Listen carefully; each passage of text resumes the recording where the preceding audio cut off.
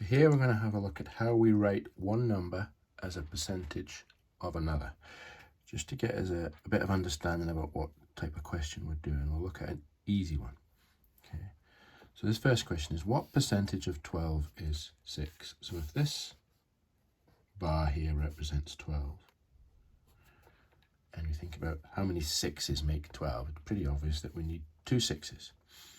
So from the diagram we can see that 6 out of 12 is a half, and we should know from our equivalences that a half is 50%.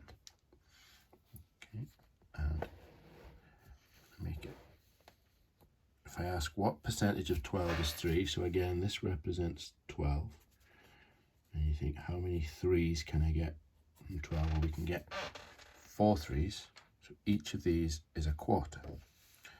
So yeah, 3 out of 12 is a quarter, 25%. But what about if the numbers are not so nice? So looking in this example, what percentage of 350 is 20? So if this little bit here is 20, the whole thing is 350. Now I can't just quickly think how many 20s make 350. I don't know. So we're going to be using a calculator. And what we do on the calculator, okay, is first of all we write it as a fraction, 20 out of 350. And we remember that this thing here is a division. It means 20 divided by 350. So on the calculator you do 20 divided by 350. The calculator gives me this answer. In fact, if I do it again, if I do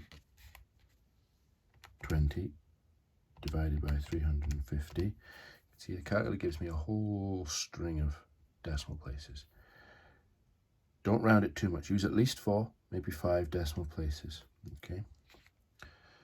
Because the next step to change from the decimal into a percentage is we multiply by 100. That's always the way we go from a decimal to a percentage. So leaving the answer that you've got on your calculator times by 100, and you get 5.714. Now we can think about rounding, and I've gone with 2 decimal places, 5.71. So it's 5.71%. Questions are probably going to be in a bit more of a context, okay, and this is probably the one we're most familiar with. In a test, Jeff scored 28 out of 30. What is his percentage? First thing to think about is that if you get 28 out of 30 in a test, you've done pretty well. It's going to be a high percentage, okay, so you're expecting your answer to be quite a big percentage. Same technique. Write it as a fraction, 28 over 30, and remember this is a division, so we can write that as 28 divided by 30. So on the calculator, if I do 28 divided by 30, my calculator gives me 0.933333. Now there's a way of writing this, okay. We don't have to write all those 3's, we can just write this as 0.93 and put a little dot. Remember that little dot means the 3's go on forever. It's called recurring, 0.93 recurring.